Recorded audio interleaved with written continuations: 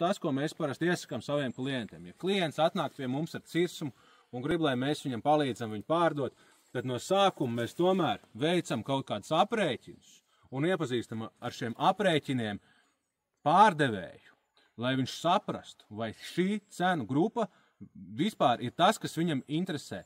Jo nav vērts taisīt cenu aptauju, ja tāfela mums kalkulators saka 10 000, bet saimnieks saka, ka grib 20 000. Tā kā šīs tādu vienkāršotu aprēķinu, mēs vienmēr, mums ir Excelīts, atsūtat dastojumu, sarēķināsim, kāda ir aptuvenā cirsmas vērtība. Mēs jums pateiksim, cirsmas vērtība ir no 20 līdz 30 000. Mēs jums neteiksim, mēs tu pērkam. 20 līdz 30 000 jums tas apmierina, taisam cenu aptauju. Un pēc cenu aptaujas mēs arī iegūsim šo pēdējo cenu. Piemēram, šodien noslēdzās cenu aptauja. Īpašniekam bija teicis, ka cena varētu būt robežās no 25 līdz 30 000. Gala rezultātē pēc cenu aptaujas rezultāts bija 29 555 eiro.